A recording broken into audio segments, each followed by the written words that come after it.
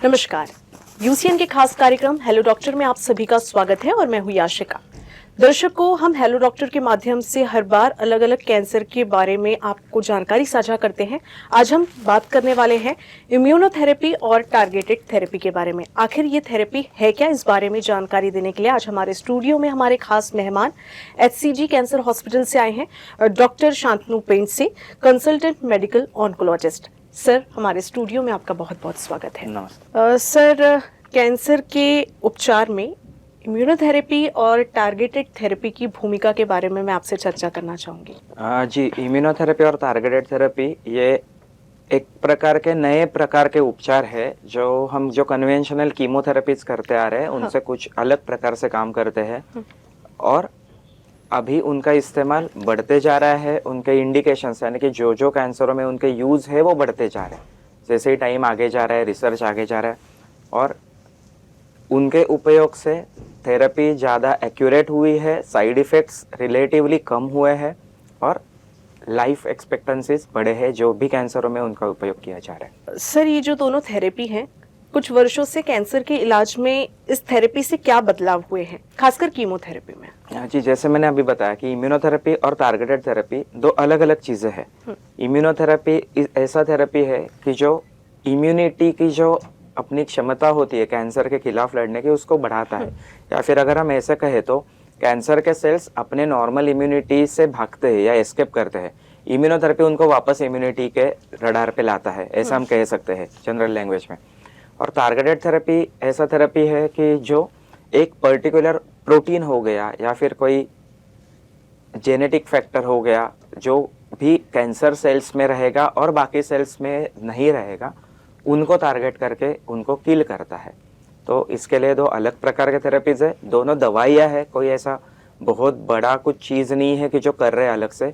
Normal tablets, normal injections के रूप में वो दिया जाता है। सर, ये जो इम्यूनोथेरेपी है और टारगेटेड थेरेपी है, इसके स्थायी परिणाम कैसे दिखाई देते हैं? वो हम कैसे यूज़ कर रहे हैं और कौन से कैंसर में यूज़ कर रहे हैं उस पर डिपेंड करता है। कभी कभी वो अकेले यूज़ किया जाता है, हो सकता है कि कोई अकेला इम्यूनोथेरेपी यूज़ किया जा रहा है, कभी कभी वो कीमो के साथ किया जाता है, कभी वो टारगेटेड थेरेपी हो सकता है जो कीमो के साथ यूज़ किया जा रहा है, कभी वो अकेला यूज़ किया जा रहा है।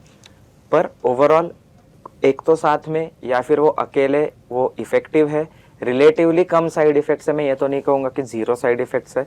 पर कीमोथेरेपी जो हम पारंपरिक सोचते आ रहे हैं कि कीमोथेरेपी से ये होता है वो होता है, गर्मी और ये सब जो जनरल कंसेप्ट है वो टिपिकल हम लोग इम्यूनोथेरेपी में नहीं देखते या टारगेटेड थेरेपीज में, इम्यूनोथेरेपीज में कम देखते हैं। जैसे हम देखते हैं सर, कीमोथेरेपी वगैरह के दरमियान बाल वगैरह चले जाने की समस्या उत्पन्न होती है, उस तरह की समस्या क्या इस थेरेपी में भी होती है? टिपिकल साइड इफेक्ट जिसको लोगों को डर रहता है वो साइड इफेक्ट्स ये थेरेपीज में नहीं मिलते। हाँ, ऐसा नहीं कि साइड इफेक्ट जीरो है, साइड इफेक्ट जीरो वाला एक भी दवा नहीं है, पर परसेंटेज कम है।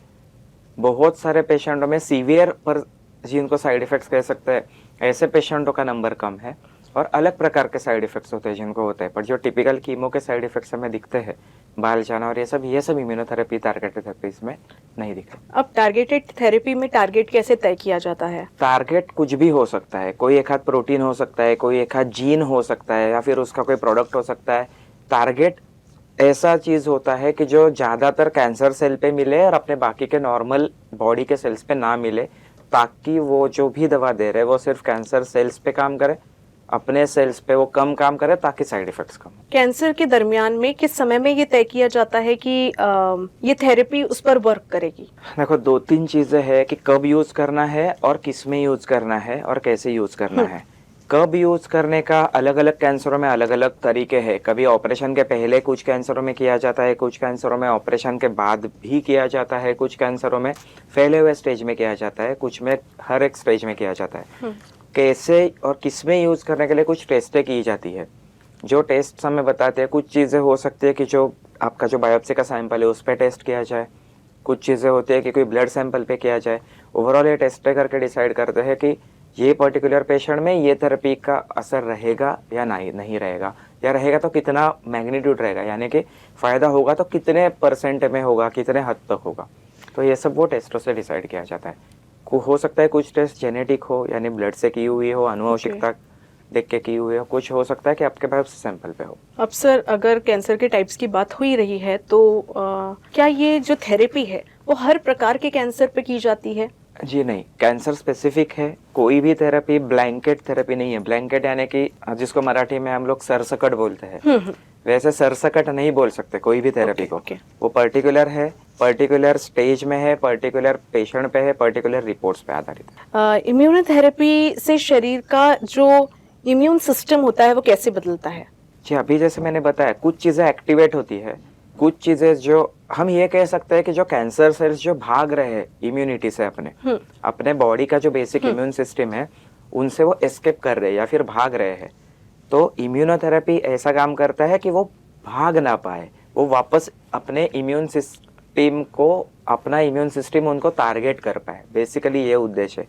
हाँ, उसी के संबंधित कुछ साइड इफेक्ट्स उसी के कारण मिलते हैं कि एक्टिवेशन हो जाता है इम्यून सिस्टम का। कुछ हद तक इतना एक्टिवेशन होता है कि वही कण अपने बॉडी के खिलाफ काम करते हैं, यही उसके साइड इफेक्ट्स हो सकते हैं।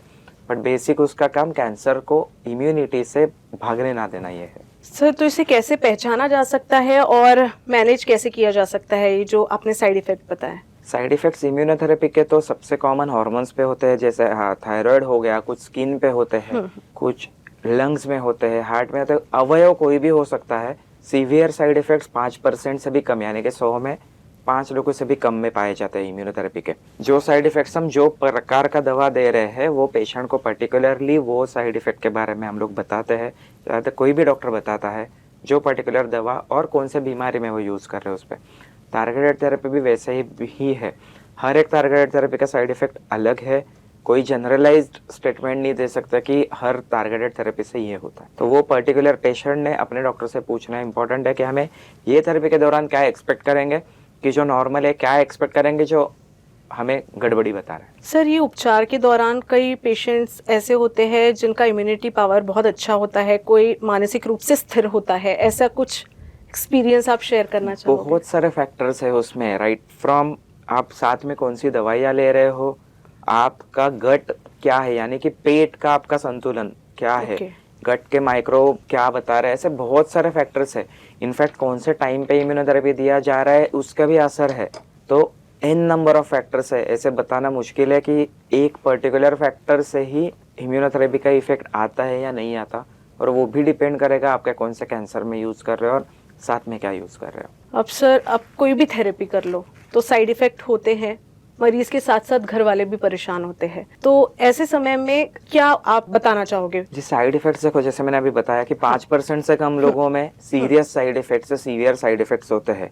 तो हमेशा ये बैलेंस करना जरूरी है कि आप किससे लड़ रहे हो, आपका बीमारी ज्यादा खतरनाक है वो पॉइंट पे, या आपके साइड इफेक्ट्स ज्यादा खतरनाक है। हमेशा आपके डॉक्टर कोशिश करेंगे कि वो बैलेंस किया जाए, पेशेंट को अवेयर किया जाए कि ये साइड इफेक्ट्स होंगे। पर एंड ऑफ द डे अगर मुझे साइड इफेक्ट्स का रिस्क 5% है और बेनिफिट का शक्यता अगर 50% है, तो एटलीस्ट मेरा कोशिश ये रहेगा कि 50% का चांस मिले। बराबर है। भविष्य की ओर देखते हुए कैंसर ट्रीटमेंट में इम्यूनोथेरेपी और टारगेटेड थेरेपी जो है उसकी भूमिका कितनी अहम है? देखो, टारगेटेड थेरेपीज में अगर हम लोग कहें तो रोज एक नया दवा आ रहा है, ऐसे हम कह सकते हैं। प्रैक्टिकली रोज नहीं, पर हर महीने में हम लोग एक कुछ तो नया दवा देख रहे हैं, जिसका नाम याद रखना हमारे लिए भी मुश्किल हो सकता है। Exactly. इतनी दवाइयाँ रोज नहीं आ रही है। तो जैसे जैसे टेस्टिंग बढ़ेगा वैसे वैसे दवाइयों का इस्तेमाल बढ़ेगा। कुछ चीजें शायद अभी अवेलेबल नहीं है, ये हो सकता है, कुछ टेस्ट अवेलेबल नहीं है, हो सकता है, कुछ दवाइयाँ इंडिया में अभी तक आने की है, पर कभी ना कभी वो आती है। दूसरा इम्पोर्टेंट बात कि कुछ दवाइयाँ महंगी होती है, शुरुआत में महंगी होती है, बट लोगों को, या फिर कुछ लोग होते हैं कि जो बोलते हैं कि इतनी महंगा दवाइयाँ है, आम जनता क्या करेगी। पर जैसे ही इस्तेमाल होता है वैसा दूसरा कि पेटेंट खत्म होते हैं, पेटेंट होते हैं कुछ दवाइयों के, कि जो एक कंपनी का पेटेंट है, पेटेंट्स खत्म होते हैं, वैसे जेनरिक्स आ जाते हैं, तो अवेलेबिलिटी बढ़ जाता है, कॉस्ट कम हो जाते हैं। तो जैसे ही नई नई चीजें आती रहेंगी वैसे पुरानी चीजें प्रोबेबली अवेलेबिलिटी बढ़ेगा, एक्सेस बढ़ता है, कॉस्ट कम होते रहते हैं। जैसे समय के साथ साथ लोगों में कैंसर को लेकर अवेयरनेस बढ़ाई जा रही है, अनेक कार्यक्रम किए जाते हैं सरकार की तरफ से या हॉस्पिटल्स की तरफ से, कई सारे प्रोग्राम्स होते हैं।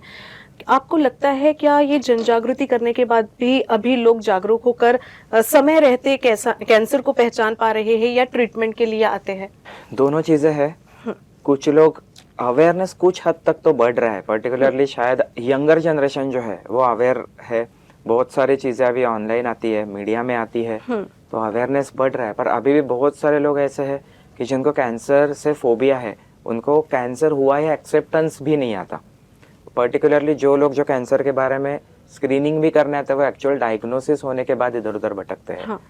क्वैक्स यानी कि अनट्रेंड, जो उसके लिए ट्रीटमेंट करने क्वालिफाइड नहीं, ऐसे लोगों के पास पहुंच जाते हैं, गुमराह होते हैं।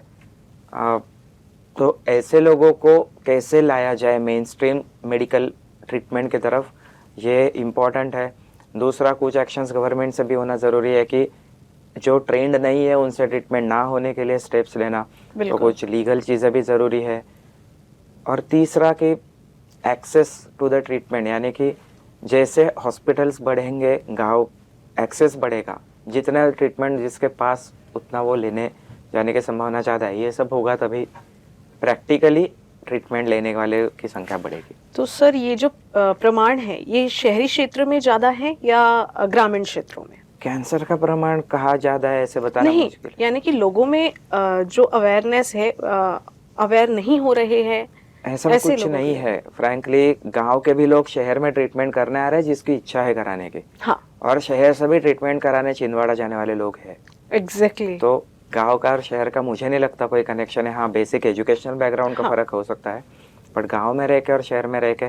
दूसरा कि कन्वीनियंट की भी बात होती है। कन्वीनियंस किसी को कैसा है, तो शायद वो एक फैक्टर रहेगा कि जिसकी वजह से शहर के लोग ज्यादा ट्रीटमेंट ले रहे होंगे, या फिर शुरू करने के बाद वो खत्म कर रहे होंगे। बिल्कुल। बट अदरवाइज अगर माइंडसेट देखेंगे तो मुझे नहीं लगता दोनों में कोई फर्क है। सर, ये जो थेरेपी है, इम्यूनोथेरेपी और टारगेटेड थेरेपी, क्या ये नागपुर में दी जा रही हैं? रूटीनली दिए जा रहे हैं। देखो, इम्यूनोथेरेपी और टारगेटेड थेरेपी कोई मशीन डिपेंडेंट चीजें नहीं है, वो बनाना अलग साइंस है।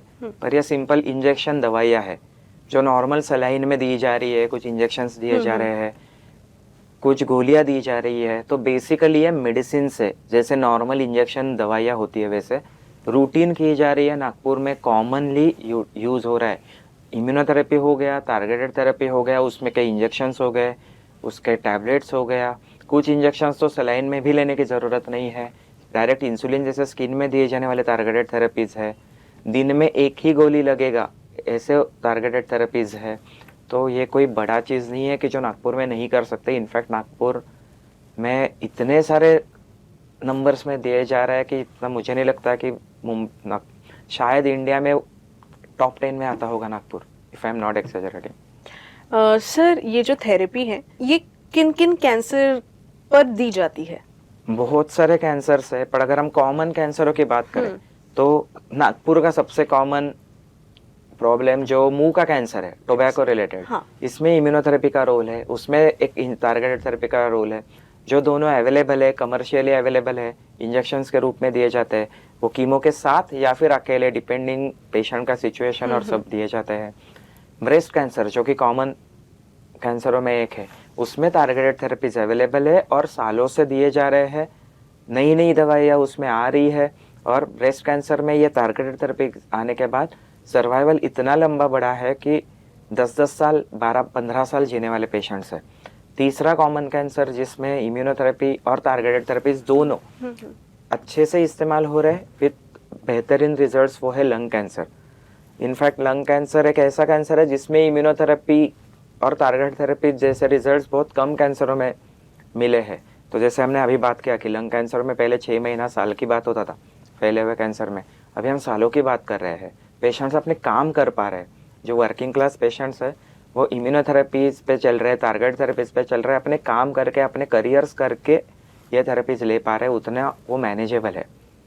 और फिर बाकी कैंसर भी आ गए, जैसे कि पेट का कैंसर हो गया, लीवर का कैंसर हो गया, सर्विक्स का कैंसर हो गया, या गायनेकोलॉजिकल कैंसर में ओवेरियन कैंसर हो गया, जो कॉमन कैंसरों में है। ये सब में टारगेटेड थेरेपीज है। इम्यूनोथेरेपीज का रोल अभी बढ़ता जा रहा है, पहले जितना था उससे आज रोल ज़्यादा है। तो लाइफ एक्सपेक्टेंसी भी बढ़ रही है, और ये इम्यूनोथेरेपी ड्रग्स ऐसे है कि जो हम लोग रूटीनली यूज़ कर रहे हैं। बाकी भी कैंसर है, किडनी कैंसर है, कुछ सार्कोमास है, ये सब में यूज़ हो रहा है। टारगेटेड थेरेपीज भी, तो अभी ये कोई अलग बात नहीं रही है। इनफैक्ट पेशेंट को पता भी नहीं होता, वो गोली करके खा रहे होते वो टारगेटेड थेरेपी होता है। इतना कॉमनली आज यूज बढ़ चुका है। सर, अंत में हमारे दर्शकों को कैंसर के बारे में, कैंसर के मरीजों को क्या संदेश देना चाहोगे आप? पहली चीज़ तो ये बताना चाहूँगा कि ट्रीटमेंट्स बदल रहे हैं, ट्रीटमेंट सुधर रहे हैं, लाइफ की एक्सपेक्टेंसी बढ़ रही है निदान होने के बाद भी। यानी कि पहले हम लोग जैसे कि लंग कैंसर हो गया, लंग कैंसर में पहले 6 महीना 1 साल की बात किए जाते थे, अभी हम 5 साल के बारे में सोच रहे हैं, 8 साल के बारे में सोच रहे हैं। तो कैंसर हो गया मतलब ख़त्म हो गया, ऐसे बहुत सारे कैंसरों में अभी नहीं रहा है। बहुत सारे कैंसरों में अभी सालों की बात की जाती है। आपको रास्ते में या फिर आप कोई कैंसर हॉस्पिटल में जाओगे तो आपको पेशेंट मिलेंगे कि जो सालों से ट्रीटमेंट ले चुके हैं, ट्रीटमेंट खत्म हो चुका है। हो सकता है किसी को कैंसर वापस आया हो, बट बैकग्राउंड में ये देखना जरूरी है कि वो 10 साल बाद उसने बिना कैंसर के निकाले हैं या फिर कैंसर के साथ पर वो अपनी ज़िंदगी जी रहे हैं। तो ट्रीटमेंट लेना इंपॉर्टेंट है under the care of trend oncologist. हो सकता है वो मेडिकल ऑन्कोलॉजिस्ट हो, सर्जन हो जो ट्रेंड है कैंसर सर्जरीज के लिए, हो सकता है रेडिएशन ऑन्कोलॉजिस्ट हो जो रेडिएशन से थेरेपी करने में ट्रेंड है, पर जो कैंसर के लिए ट्रेंड है उनके अंडर ट्रीटमेंट कराने से अच्छी ज़िंदगी मिल सकती है। बहुत बहुत धन्यवाद सर, आपने अपना बहुमूल्य समय दिया हमें। तो ये थे डॉक्टर शांतनु पेंडसे, जिन्होंने हमें इम्यूनोथेरेपी और टारगेटेड थेरेपी के बारे में बहुत ही अच्छी जानकारी से रूबरू करवाया। और कैंसर का समय रहते इलाज किया जाए तो इससे ठीक भी हुआ जा सकता है, ऐसा उन्होंने हमें जानकारी दी। आज के लिए बस इतना ही, फिर मिलेंगे नए एपिसोड के साथ। तब तक आप देखते रहिए UCN न्यूज। नमस्कार।